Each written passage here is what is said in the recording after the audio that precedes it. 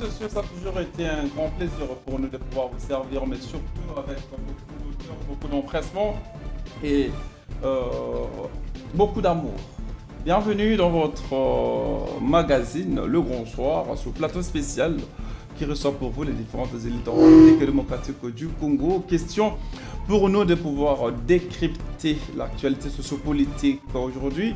Nous allons recevoir pour vous deux dignes fils de ce pays, deux jeunes leaders avec qui nous allons aborder la problématique de l'actualité sociopolitique de notre pays. Je vais commencer l'émission avec Dieu merci Moliki. Il est analyste politique mais aussi juriste de formation. Alors, après lui, nous allons recevoir sur ce plateau Serge Linzabé, analyste politique également, mais aussi promoteur du festival Bana Ubangi. Avec eux, nous allons aborder l'actualité, notamment Soumina 2, enjeux et perspectives. Qu'est-ce qu'on peut retenir aujourd'hui et de remise et reprise dans plus d'un cabinet. Cette cérémonie de remise et reprise va se poursuivre jusqu'à demain. Le ministère ou le ministre ou les cabinets qui n'ont pas connu la cérémonie aujourd'hui vont bel et bien le faire demain. Alors en deuxième lieu, l'opposition congolaise séjourne, les leaders de l'opposition congolaise, quelques leaders de l'opposition congolaise séjournent à Dakar, au Sénégal, pour un conclave, une rencontre. Comment on peut appeler cela? Pour quelle fin? Est-ce que c'est pour la patrie ou bien c'est pour le positionnement?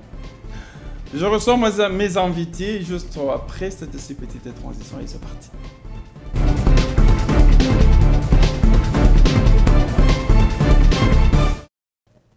Je l'ai tantôt annoncé, en face de nous, Dieu merci Moliki. Bonsoir et bienvenue. Bonsoir tonton Pigési. Merci pour l'invitation en tout cas. La toute première fois? Oui, la toute première fois, mais je pense que ce n'est pas la dernière en tout cas. Vos impressions, c'est que vous recevez je serai de temps en temps ravi de vous visiter un peu là. Très bien. Merci beaucoup. D'entrée de jeu, Soumina 2. Aujourd'hui, remise aux reprises. Vos appréciations? Déjà, merci pour la question, mais permettez-moi de commencer par une introduction. C'est que je me dois de rappeler ici qu'il s'agit de l'analyse politique. Et l'analyse politique consiste à l'interprétation des faits politiques, suivant des évidences, selon qu'il s'agisse de la réelle politique. Lorsqu'on parle de la réelle politique, on fait allusion à une certaine méthodologie, à une logique et des principes, ou selon qu'il s'agisse du réel politique, en ce moment-là, il est question des rapports de force. C'est comme ça que tout le temps on dit que la politique est l'art des compromis. Et par là, je voudrais souligner que c'est comme ça que nous voyons très souvent les ennemis d'hier peuvent devenir des amis d'aujourd'hui et vice-versa. Okay. Et c'est ça le contexte politique dans tout l'univers. Okay. Mais alors, pour répondre à votre question... Pour aujourd'hui, remise en reprise. Oui, déjà, on commence d'abord par les gouvernements Souminois 2. Vous savez, moi, l'intitulé de certaines choses m'importe peu. Ce qui est essentiel ici, on doit plutôt mettre l'accent sur le gouvernement, la constitution d'un gouvernement, ce qui n'est pas une mauvaise chose. Cela suit la logique du jeu politique. Et puisque la politique, comme je l'ai soulevé tantôt, la politique reste un art de compromis. Et il a plu au président de la République, le chef de l'État, de mettre en place un nouveau gouvernement. Alors, beaucoup de questions fusent de partout par rapport à ces nouveaux gouvernements. Parce que tantôt, il y a une frange de la population qui exige un dialogue, compte tenu du contexte dans lequel nous sommes. Nous sommes dans un contexte de crise. Bien des Congolais le savent. Et beaucoup suggèrent qu'il y ait plutôt un dialogue. C'est comme ça qu'ils sont très peu contents du fait que le président de la République mette en place un nouveau gouvernement. Mais pour moi, particulièrement, juriste de formation et analyste politique, je vois les choses dans un autre angle. C'est que... il s'agit des calculs politiciens. Moi, ça ne m'étonne pas. Mais sur le plan de la forme, je suis tout petit peu satisfait sur le plan de la forme. Je vais m'expliquer pourquoi je suis un peu satisfait sur le plan que de la forme. Sur le plan de la forme parce que, considérant le contexte dans lequel nous sommes, beaucoup s'y gèrent les dialogues. Alors que moi, je ne suis pas dans cette perspective des dialogues. Pourquoi je l'ai dit? Parce que nous sommes dans un contexte où personne n'a le monopole des solutions. Parce que s'il y avait un seul Congolais qui avait jusqu'ici les monopoles de solutions, on ne vivrait pas les crises à l'est du pays. Voulez-vous dire ici que oui, il est inopportun que l'on dialogue? Pour moi, personnellement, je ne suis pas d'accord avec l'issue du dialogue. Je ne suis pas d'accord avec l'optique du dialogue. Il n'y a pas lieu de s'attendre entre Congolais? Non. Il faut retenir ceci. Le président actuel, qu'il ait mal géré les pays, parce que beaucoup le disent, qu'il ait bien géré les pays, le problème n'est pas de venir avec des supputations durant un mandat légitime. Okay. Or, ici, beaucoup disent que remettre en question la légitimité du président de la République. Je ne sais pas par quelle explication, mais moi, je pense que le président actuel, qu'il ait été vainqueur d'une élection truquée, comme beaucoup le disent. Dit, oui, là, les élections chaotiques mais organisées par le pouvoir en place. Que la Cour constitutionnelle, politiquement liée ou non, nous dit que le président de la République, c'est M. Antoine Félix. C'est ça, non? Oui, Félix Antoine Tshisekedi Tshilombo. Oui. Toutes les évidences de la tricherie ou de la violation de la Constitution sont pendant les votes, m'importe peu. Donc pour moi, le président de la République est légitime. Parce qu'il vient d'une élection proclamée d'abord par la CENI et ensuite validée, confirmée par la Cour constitutionnelle. Est-ce que même lorsque le pays va mal, voilà, on doit toujours continuer avec le pouvoir légitimement installé, ou bien on peut se dire le pays va mal, Goma est tombé, Bukavu est tombé, mettons-nous autour d'une table, réfléchissons et dans le but de bouter l'ennemi de notre territoire. Cela relève d'un point de vue personnel. Et en ce moment, c'est d'ailleurs le président de la République en ce moment qui va juger de l'opportunité d'un probable dialogue. Mais dire que puisque le contexte est tumultueux, coûte que coûte, le président de la République doit organiser un dialogue, là c'est faux. Parce que l'opposition n'a pas raison. La Constitution, lorsque vous lisez la Constitution, est-ce qu'on dit que lorsque l'opposition ou bien la majorité ou la minorité de la population n'est pas d'accord avec un pouvoir, il est exigé au président, à ces présidents-là, de venir à un dialogue? Non. C'est à lui de juger. Moi, j'ai fait juste une analyse, c'est à lui de juger. Mais moi, je ne suis pas d'accord, même dans ces contextes-là, et tout à fait explicatif, il n'y a pas nécessité d'un dialogue. Parce qu'à mon humble avis, ce que je vais dire, c'est quoi? Laissons que le président de la République finisse son mandat, son deuxième d'ailleurs, parce qu'on lui avait encore redonné en 2023, voilà. Attendons que son mandat finisse et qu'il organise des élections à ce moment-là, et que nous, les prétendus désirés du pouvoir politique pour demain, nous allons en ce moment-là venir avec nos candidatures. Et déjà, à ce point-là, vous savez, dans notre pays, nous étoffons des projets de candidature, des projets de sociétés gigantesques, avec des ambitions démesurées de la politique, alors qu'on n'y parvient toujours pas. Et la mise en œuvre a toujours posé problème. Mais voilà, alors, puisque nous sommes dans ces jets démocratiques, il en faut.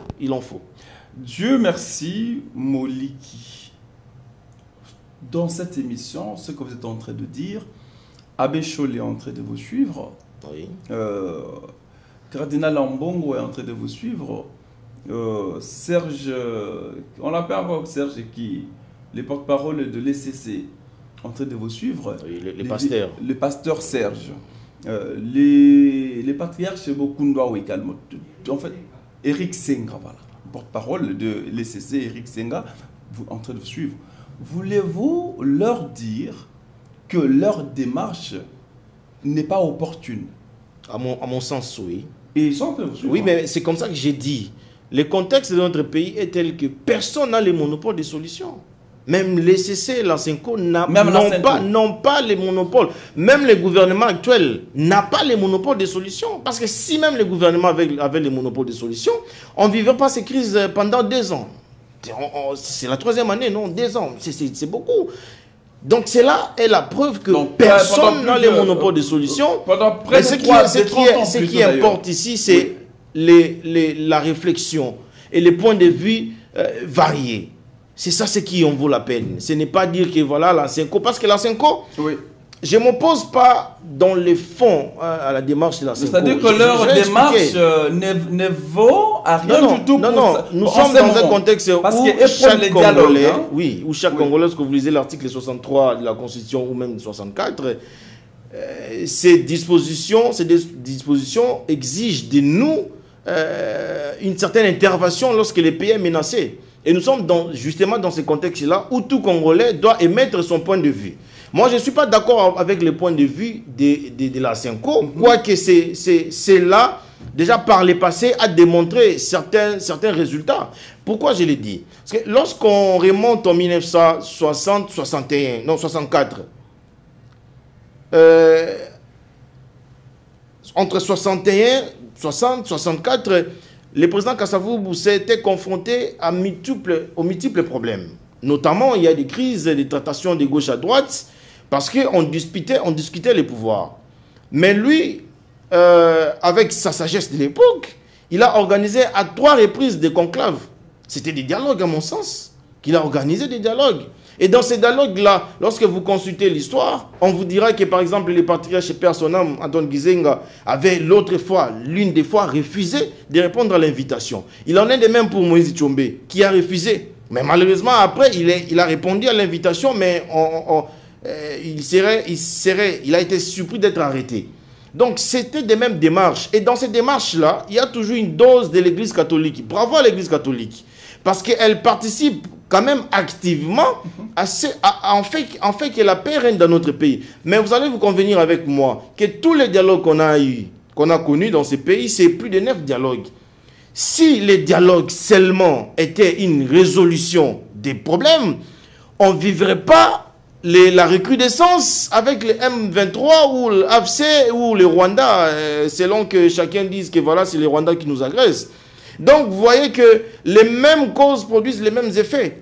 C'est-à-dire qu'aujourd'hui, même moi, je peux me permettre de prendre des armes parce que je sais que la Senco serait là et je sais qu'un Congolais va être dans la lignée de supporter les dialogues. Et voilà, on va m'inviter, moi, même si j'ai tué 1000 Congolais, on va m'inviter. Venez autour d'une table. Venez autour d'une table, discutons. Voilà. Partageons les gâteaux. Et après, c'est ça. Et c'est ça la chute. Et c'est comme ça que je ne suis pas d'accord avec la Senco. Okay. La démarche de l'Église en général. Je ne suis pas d'accord. Parce que cela va aboutir qu'au partage, qu'on le veuille ou pas. Mais il y a aussi la Senco. Oui, certains Congolais disent que non, cela ne va pas venir. Ça, c'est un rêve, c'est une illusion. Hein. Doucereuse d'ailleurs. Vous pensez qu'aujourd'hui, vous appelez Nanga autour d'une table de négociation, vous appelez Kabila, vous pensez qu'ils ne vont pas réclamer des postes dans le pouvoir? C'est une rêverie alors. Je veux vous dire ici que même après les mandats du chef de l'État en place, Félix Antoine Tshisekedi Tshilombo, si on optait l'option du dialogue, le pays ne trouvera toujours pas de solution. En fait, c'est une démarche du moindre mal. Okay. En fait, je dois bien peser mes mots. C'est une démarche du moindre mal. Et moi, je ne suis pas d'accord par rapport aux résultats que cela donne toujours. Les partages du gâteau. Or, aujourd'hui, beaucoup disent aussi qu'il faut qu'on arrête à cajoler ceux qui prennent des armes. Qu'est-ce qu'il faudra faire? Ça veut dire que pour qu'on arrête, il faut qu'on sanctionne. C'est lui qui va prendre des armes, on doit les sanctionner par la suite. Or, c'est quasiment impossible. Comment sanctionner Nanga alors qu'il est à l'opposition? C'est quasiment impossible. Il est installé, justement. L'aventurier de la République, on est Nanga, il est installé à Goma. À Bukavu, on ne sait même pas les repérer. On ne sait pas où il est. Voilà. Mais avec l'armée rwandaise sur le sol congolais. Justement. Alors, comment les sanctionner? Ce n'est pas envisageable. Ça veut dire quoi? Si l'on acceptait aujourd'hui les dialogues, c'est permettre à Nanga de revenir au pouvoir. C'est permettre à Kabila, puisque déjà il est traîné devant la justice, c'est permettre à X ou Y Makenga, voilà, d'avoir des postes dans le gouvernement. Ah, si on est d'accord avec ça, moi, ce n'est pas mon problème. En tout cas, moi, je dis non. Voilà. Moi, je dis non. C'est comme ça que je remets en cause cette démarche Lansenko qui consiste à appeler les caciques de l'opposition, du gouvernement et même des rebelles autour d'une table. En d'autres termes, la Senko semble donner de béquilles à ceux qui se sont rebellés contre la République. Je ne voulais pas que cela vraiment laisse transparaître cette idée-là. Mais en quelque sorte, c'est ça. Mais je ne voulais pas dire que la Senko semble donner des béquilles. Là, c'est trop fort, je ne sais pas, parce que les gens nous suivent. Parce que la Senko prône les dialogues. Oui, mais vous la dites que le dialogue va pour finalité partage de gâteau, alors comme ça ne rapportera aucune solution. La Senko se considère comme une jolie fille, une belle fille. Et on dit souvent, une belle fille ne donne que ce qu'il a. Pour la Senko, c'est la seule probable solution. Alors qu'à mon sens, ce n'est pas la solution. Parce que c'est permettre encore, en 2028, je ne sais pas en ce moment-là, un deuxième Nanga, et un troisième Nanga, un quatrième Nanga. Okay. Alors que nous voulons, en revanche, punir tout celui qui va prendre des armes, si bien qu'il soit frustré de la mégestion, de la mauvaise gouvernance. Ce n'est pas ça la raison. Ça reste raison sur un plan personnel. Okay. Mais sur le plan du droit, ce n'est pas une raison.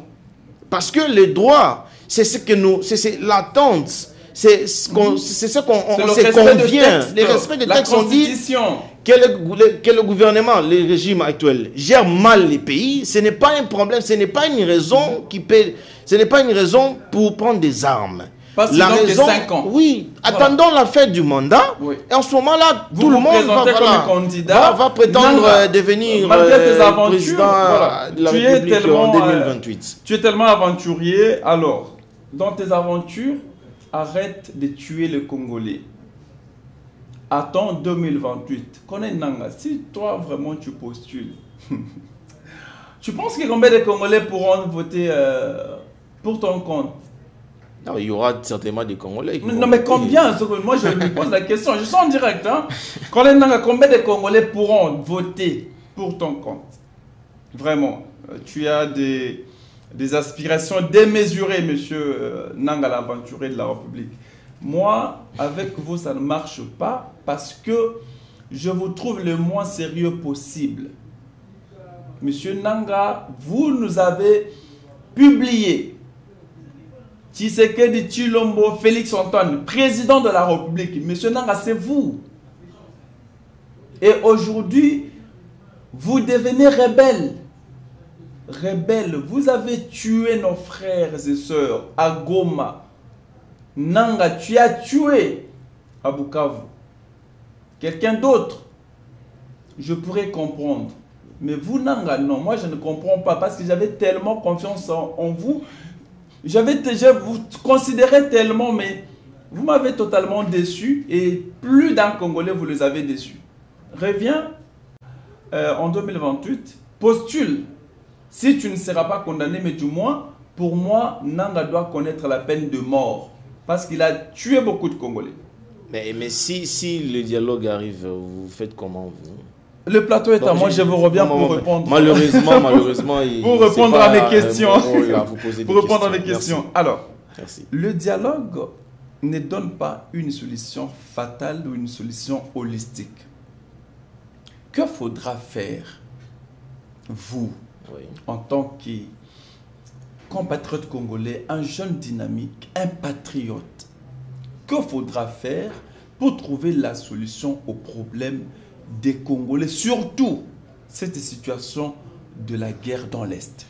Merci beaucoup. C'est comme ça que j'avais dit dès l'entame que je me félicite par rapport à la forme pour les nouveaux gouvernements. Parce que lorsque vous regardez ces gouvernements-là, plus de 90% sont des anciennes figures. C'est-à-dire que moi déjà je disais dans mes précédentes émissions, je disais au président de la République, il n'en fallait pas mettre en place un nouveau gouvernement. Mais il a quand même respecté. En fait, si je dois dire qu'il m'a écouté, oui, en quelque sorte, parce qu'il a respecté plus de 90%, c'est des anciennes figures. Pourquoi je le disais? Parce qu'il n'était pas opportun de mettre de nouvelles figures pour 2 ou 3 raisons. Quelles sont ces raisons? La première raison, c'est que quand vous faites appel aux nouvelles figures dans le gouvernement, ces gens-là, ils vont prétexter par la suite. Pourquoi? Parce qu'il nous reste 2 années seulement pour 2028. C'est-à-dire qu'en 2028, lorsqu'on va vouloir faire le bilan de ces gens-là, ils vont prétexter, et ils auront raison, de nous dire que voilà, le temps nous était imparti et nous n'avions pas eu des moyens de notre politique. Raison pour laquelle nous n'avons pas répondu à vos attentes. Or, c'est de la foutaise. Et ça aurait pu leur permettre de nous voler les voix en 2028 parce que ce serait de manière un peu, comment on dit, de la tromperie. La deuxième raison, c'est que puisque l'agression aujourd'hui date plus ou moins 30 ans, je ne voyais pas la peine, c'est comme ça que je m'oppose même contre les dialogues. Je ne voyais pas la peine d'un dialogue, je ne vois pas la peine de nouvelles figures dans le gouvernement. Moi, j'ai proposé toujours, si vous revivez mes anciennes vidéos, vous allez tomber sur ça. Je disais ceci. Je faisais une lecture purement de la géopolitique. Je me dis, notre pays, considérant sa position, c'est un pays qui est tout le temps convoité. Et comme c'est convoité, il fait alors aujourd'hui l'enjeu du monde. C'est-à-dire, nous sommes les bonbons du monde. Pourquoi? Parce que nous possédons des richesses. Et ces richesses-là, aujourd'hui, qui font l'économie mondiale. Je ne dis pas que nous sommes les premiers pays à posséder plusieurs matières, plusieurs minéraux, mais nous faisons parmi, en tout cas, si pas première, deuxième, troisième. Et un tel pays, au centre des enjeux économiques mondiaux, on ne nous laissera jamais tranquilles. Et là, j'ai fait référence à une phrase de Thomas Hobbes qui disait que l'homme était loup pour l'homme. Quand on possède beaucoup, on devient automatiquement cible des autres. Et puisqu'il est c'est le cas, j'envisageais les rapprochements avec les Occidentaux. Ok. Le ciel m'a écouté, nous sommes rapprochés des Américains. Ça, c'était un pas. Et c'est comme ça que j'ai pris au président de la République d'avoir un élément de langage, de convaincre qu'écoutent les Américains pour qu'ils puissent intervenir. C'est vrai qu'ils ne vont pas intervenir peut-être militairement, mais à la ligne où vont les choses, il se pourrait qu'ils interviennent militairement. Pourquoi? Parce que la lecture, c'est que c'est le Rwanda qui nous agresse. Or, derrière le Rwanda, beaucoup de Congolais disent que c'est l'influence occidentale. Quand on dit l'influence occidentale, on voit les puissances de ce monde. Oui. Parmi les puissants de ce monde, il y a les Américains. Et on dit que ce sont les Américains qui parrainent les Rwandais.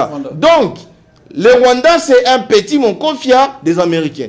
Si vous prenez langue avec les Américains vont dire, bon, petit Rwanda, tais-toi. De toute façon, nous avons ici que nous avons tout le temps recherché. Okay. Et c'était ça ma lecture depuis... Heureusement. Vous louez l'accord de paix? Oui. RDC... Le jour où on a signé cet accord, moi j'étais aux anges. J'étais aux anges. Mais bien des Congolais disent que c'est une politique d'Autriche et on ne pouvait pas faire la courbette aux grandes puissances. C'est trompé. Compte tenu de notre position, nous ne pouvons que faire la politique de l'Autriche. Très bien. Je l'ai dit aujourd'hui à la 2e rue, n'en déplaise à des Congolais qui ne vont pas être d'accord avec. Mais nous devons faire la courbette aux puissants. Je vais vous donner un exemple. Comme on a fait avec les États-Unis, oui. La Corée du Sud, aujourd'hui, est comptée comme la 3e ou 4e puissance économique mondiale. Vous pensez que la Corée du Sud traite avec qui? Avec les Américains. L'Arabie Saoudite, en 70, elle a été dans des accords avec les Américains avec ce qu'on appelait les pétrodollars. C'est ce qui a valu qu'avec une certaine intelligence aussi, une stratégie, ce qui a valu aujourd'hui que l'Arabie Saoudite devienne ce qu'elle est aujourd'hui. Et depuis tout le temps, nous commençons à voyager à l'Arabie Saoudite. Il en est de même pour les Qatar, il en est de même pour le Japon, il en est de même pour bien d'autres pays ici en Afrique. Il en est de même pour l'exemple du Botswana. Aujourd'hui, les Botswanais comptaient comme la meilleure gouvernance en Afrique. Pourquoi? C'est vrai, notamment à cause des nationaux, mais c'est parce qu'ils font des affaires avec les Américains sur base de leurs diamants. Donc, en faisant des affaires, nous maintenant, nous devrions développer beaucoup d'intelligence, beaucoup de capacités pour gagner ce qu'on peut gagner et construire les pays. Très bien. Si on ne tire pas, si on, pardon, on développe pas, on ne met pas en place une politique de souplesse et de stratégie, demain on va toujours continuer à accuser les Occidentaux, d'ailleurs comme on l'a fait. Alors que sans vous mentir, M. P. José, depuis toujours les Occidentaux nous ont toujours soutenus, nous ont toujours aidés. Mais malheureusement, nous, notre lecture, c'est la colonisation. On fait toujours lecture à la colonisation, on oublie les bienfaits. Parfois, nous semblons oublier de dire merci aux Occidentaux. On doit arrêter avec ces discours-là. Très bien. Mesdames et messieurs, c'était notre premier invité. Comme je l'ai annoncé, que ce plateau connaîtra deux invités, ces deux dignes fils du pays qui vont décrypter l'actualité. Très bénéfique, très intelligent et constructif. Merci beaucoup d'être venu. Dieu merci, Moliki. Moliki. Alors, je pense que je vous aurai le plus tôt possible encore sur ce plateau. Merci, je suis à votre entière disponibilité. Donc, je vous remercie. Je vous remercie énormément. Mesdames et messieurs, je prends une pause. Question pour moi de prendre le deuxième invité. Et c'est parti.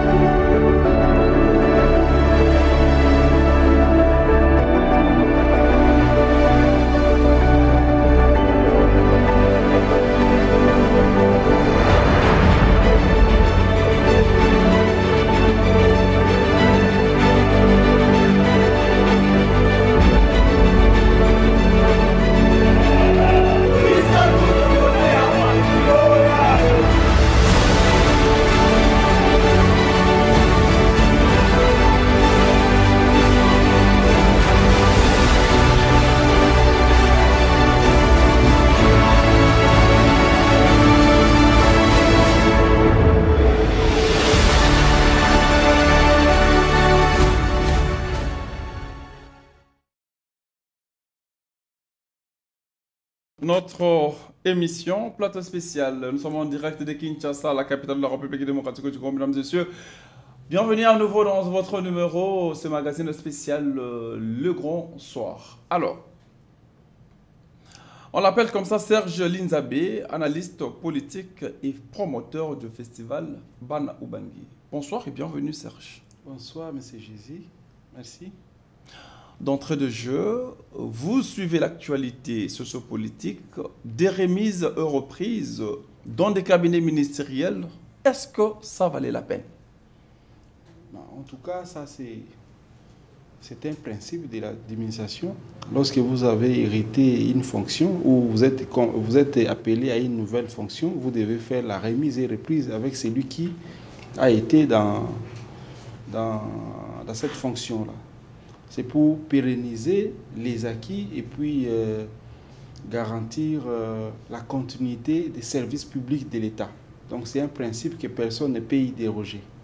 Le gouvernement Souminois 1, est-ce que c'était une réussite ou bien c'était du fiasco? En tout cas, le gouvernement Souminois 1, pour moi, il a fallu qu'on laisse un peu du temps à ce gouvernement. Mais les enjeux politiques ont fait en sorte que les choses se précipitent et visiblement les autorités ont été sous pression politique, ce qui a conduit à l'avènement de ce gouvernement. Voulez-vous dire ici que le chef de l'État a connu la pression et qu'il a cédé? Non, non, pas du tout. Il n'a pas cédé, mais je peux vous rassurer que ce gouvernement est un fruit de la pression politique. Les enjeux politiques étaient de telle sorte qu'il a fallu désamorcer les tensions de part et d'autre. Et c'est pour cette raison qu'il y a eu Souminois 2. Vous venez de dire qu'il aurait fallu que l'on puisse se laisser plus de temps à Souminois 1. Pour quel résultat? Parce que vous savez, dans Souminois 1, plusieurs ministres ont commencé des innovations, ont commencé des politiques publiques dans leur secteur. Vous voyez, chaque ministre qui venait, il doit prendre du temps dans son ministère pour commencer à mettre en place des politiques publiques qui doivent donner des fruits Comme qui, par exemple? Je peux donner l'exemple de la fonction publique. Pour lui, c'est une bonne chose parce qu'il a été déjà là-bas. Il a commencé avec... il a réformé les services publics de l'État. Et aujourd'hui, nous avons des fruits. Vous voyez? Il a commencé depuis son premier mandat. Il a été reconduit à ses postes. Et puis aujourd'hui, il est à la troisième fois. Donc, c'est pour la troisième fois qu'il est reconduit dans les mêmes postes. Mais quand vous allez aujourd'hui à la fonction publique, vous allez vous rendre compte que la fonction publique a été réformée. Les services publics de l'État ont été réformés. Alors qu'ailleurs, d'autres ministres ont commencé à peine à mettre en place des politiques publiques pour essayer de rénover dans leur secteur. On prend les ministres A, on les met à la place de l'autre et vice-versa. Vous voyez que ça peut essayer de frustrer certains élans. La population congolaise est en train de vous suivre. Quand le ministre, d'après vous, qui ont connu de bonnes réalisations ou des prouesses, à part Liaou? À part Liaou, je peux citer Madame Wagner. Oui, affaires étrangères, oui, on a vu des prouesses oui, avec la diplomatie. Travail, oui, qui d'autre? Je peux citer Madame Elebe, celle qui s'occupe du ministère de la Culture. Yolande? Oui, qu'a-t-elle fait? Mais cette dame-là travaille. Moi, je suis dans le secteur de la culture. J'ai une asbel. Quand vous écrivez à cette dame-là, elle vous répond. Et elle vous répond. Yolande Elebe? Mais oui, je vous Mais c'est la toute première fois que je vois quelqu'un sur ce siège parler de Yolande Elebe comme avoir réalisé des prouesses dans le secteur. Absolument. C'est une dame qui travaille. C'est une dame qui a un répertoire des asbel de son secteur. Il connaît ses partenaires. Quand vous allez là-bas, on vous reçoit. Quand vous introduisez un projet qui est bancable, cette dame-là vous appuie. Moi, je ne connais pas cette dame. Je n'ai aucune relation particulière. En tout cas, c'est la première fois. Je n'ai aucune relation particulière avec cette dame. Mais je vous assure que dans mon secteur, quand je fais un projet, j'approche le ministère de la Culture, j'ai toujours eu des réponses. Okay. Donc c'est une femme qui fait vraiment du travail. Elle, en dépit de toutes ses responsabilités, quand vous lui saisissez par une correspondance, elle vous répond. Ah bon? Voilà. Donc, on peut dire ici que Yolande Elebe, la ministre de la Culture, Art et Patrimoine, a aussi réussi dans son bilan. Bien sûr, pour moi, je peux dire que Mme Elebe a réussi dans son bilan. Mais il y avait 4 membres du gouvernement soumis Voilà comment vous êtes en train de chercher à compter à bout de doigts. Non. Ils sont nombreux. Ici, nous ne sommes pas venus faire l'apologie des personnalités. Nous sommes en train de parler des faits. Et du résultat. Oui, et des résultats. Quand vous voyez, j'ai parlé du ministère de la Culture, c'est par rapport à ce que Madame la ministre est en train de réaliser comme activité. On a ouvert les centres culturels, mais il faut être présent. Il a fallu être présent pour voir il faut voir les activités, comment on a organisé les choses. Okay. Donc aujourd'hui, notre pays, sur ces points de vue-là, vraiment nous sommes en avance. Vous savez aussi, même dans notre combat d'agression, les Rwandais nous ont agressés. Il y avait plusieurs fonds qui étaient mis en place. Oui. Les fronts culturels. Vous savez que cette dame a réussi sur le plan culturel. Elle a réussi à bouffer de l'argent qu'on avait débloqué pour les fonds culturels. Est-ce que ce n'est pas ça? Non, moi je pose des questions. Il ne faut pas minimiser les efforts des gens. Non, moi je vous dis que moi je pose des questions, c'est à vous de répondre. Je ne minimise rien du tout. Est-ce que Madame la ministre n'a pas juste réussi à bouffer l'argent qui était destiné aux fonds culturels? Vous dites qu'elle a travaillé. Elle a travaillé sur quoi pratiquement? Elle a apporté quel résultat? Appuyée par son collègue de la communication, Patrick Mouyaya, Madame Yolande Elebe a réussi à faire porter les combats aux Congolais. Auparavant, c'est fait quelque chose d'élite. Certains politiciens scientifiques s'intéressaient à la guerre d'agression rwandaise. Mais à partir du lancement de ces jours-là, le président de la République avait sollicité chacun dans son domaine. Vous êtes artiste, vous êtes sportif, vous devez ouvrir les fronts dans votre secteur. Et à partir de ce jour-là, le ministère de la Culture a réussi à faire porter ces combats à tous les Congolais lambda. Ce n'est plus une chose des politiciens, non. Les combats maintenant est porté par tout le monde. Vous pouvez aller sur Facebook, vous pouvez aller sur TikTok, les réseaux sociaux, vous allez voir que les Congolais se sont appropriés les combats. Ça, c'est le travail du ministère de la Culture.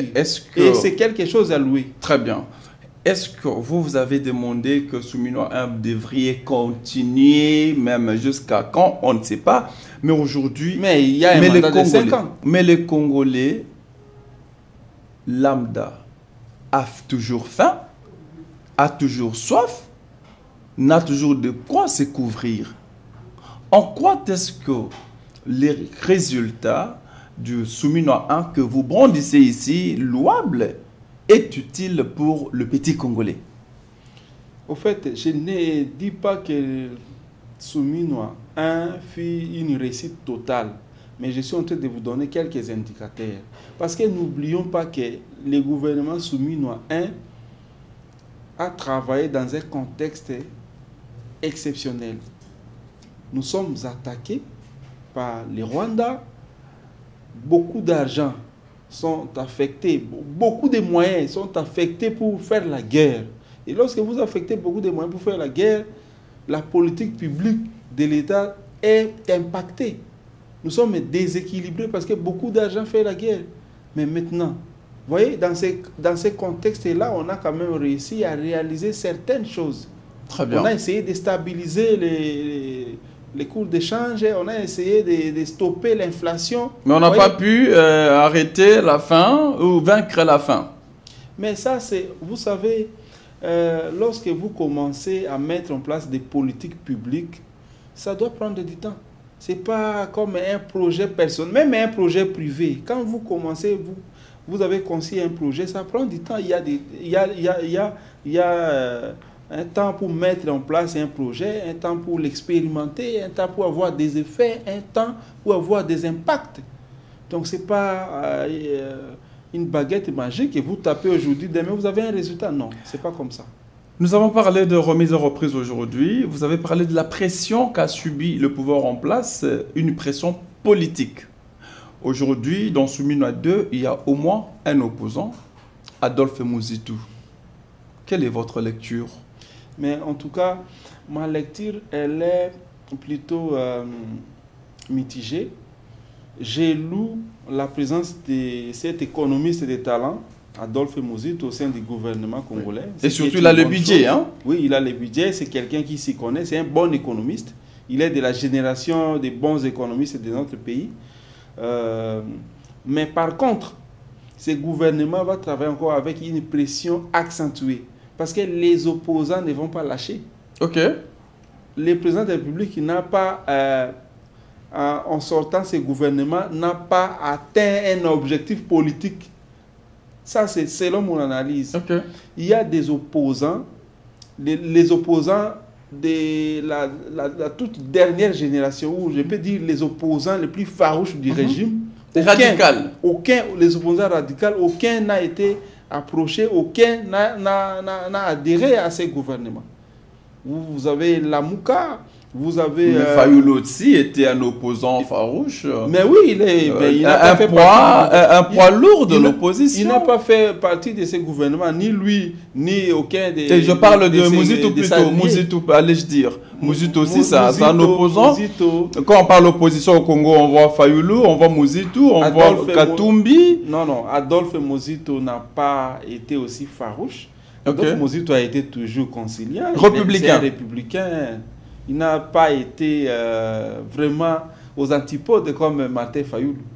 Il a fallu qu'on nous prenne Martin Fayulu, comme ça on atteindrait certains objectifs politiques. Donc, et actuellement, j'estime que cet objectif n'a pas été atteint. Donc d'après vous, il aurait fallu qu'il y ait plus d'opposition dans Souminois 2 qu'un seul.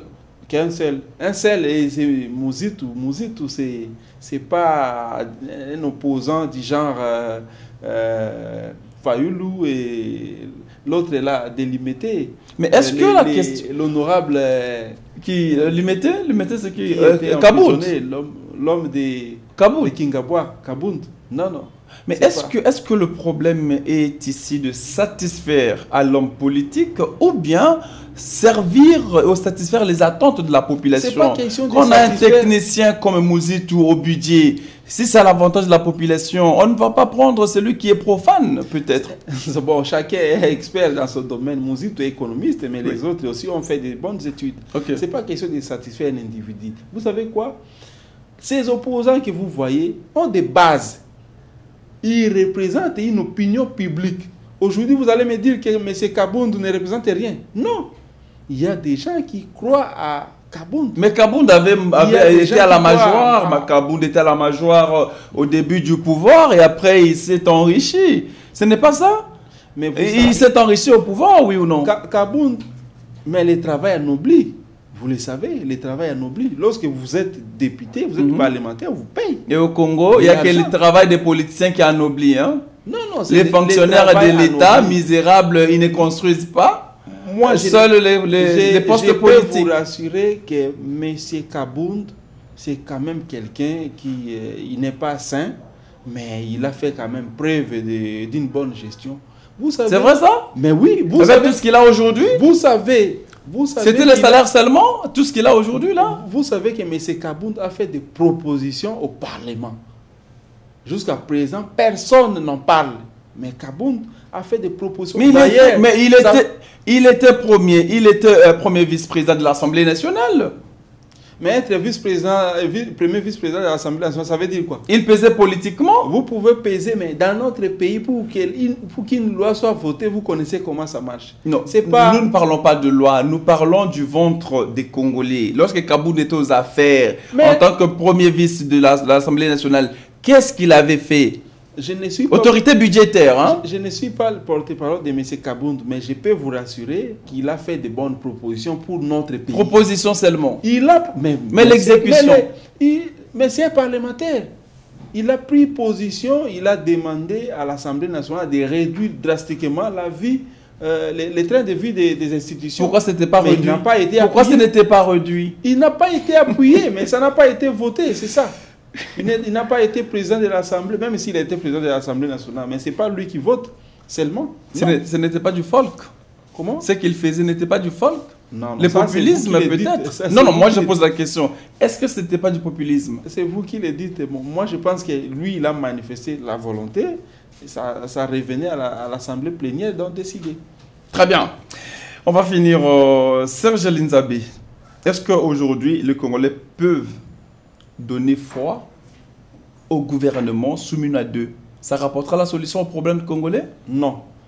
Moi, je ne suis pas pessimiste, mais je vous assure que si le président de la République veut sauver ce pays, il n'y a pas plusieurs solutions à faire. Il faut quoi? Il faut réviser la loi électorale. Aussi longtemps que la loi électorale n'est pas révisée, aussi longtemps que vous maintenez votre système de seuil, qui permet seulement à certains oligarques, à certains riches de ces pays qui ont pris le pays c'est comme si un butin de guerre. Ils ont pris le pays en otage.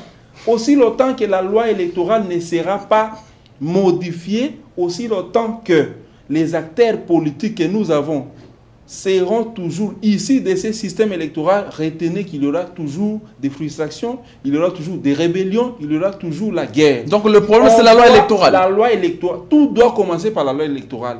On doit réviser cette loi électorale, permettre à quiconque qui voudrait conquérir le pouvoir de se porter candidat là où il veut, dans n'importe quelle circonscription, sans obligatoirement être membre d'un parti ou regroupement politique. Absolument. Alors, tant que la loi électorale n'est pas modifiée, il n'y aura pas de solution durable. Même si l'on changeait la loi électorale aujourd'hui, ce n'est pas aujourd'hui qu'on va organiser les élections.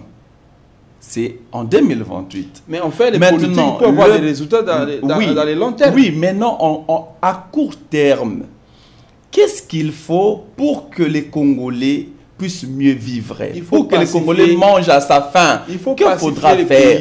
Dans quel sens on pacifie le pays? Pacifier le pays. En faisant quoi? Que chacun oublie ses intérêts mesquins. Vous savez, on peut pacifier ce pays ici dans quelques jours seulement. Comment ça? Mais vous savez, qui sont à la base de l'insécurité? Ce sont des Congolais? Vous croyez que ce sont de qui? Est-ce que les Rwandais n'ont pas de relais dans notre pays? Ils viennent parce qu'ils ont des correspondants. Il suffisait que chaque Congolais prenne conscience. Dans 2-3 semaines, on finit cette histoire. Mais comment on va faire pour que chaque Congolais prenne conscience? C'est ça le Qui? problème. Un Congolais. Ici, moi, qui? Un Congolais. Mais il y a plusieurs Rwandais, plusieurs Congolais qui ont pris les armes. Que l'on fasse quoi? Que l'on fasse quoi pour que tous les Congolais prennent conscience? Que les Congolais oublient les intérêts personnels. Ok. Nous devons travailler pour l'intérêt du pays. Si quelqu'un veut travailler pour soi, on ne sera jamais sorti de cette gouffre. Donc, ici, le problème est que on ne trouvera pas la solution à court terme parce que les Congolais n'ont pas pris conscience. Aucun pays n'a été obligé de négocier. Mais lorsque vous estimez que vous êtes en position de négocier, vous devez négocier. Si vous ne voulez pas négocier, vous devez vous battre.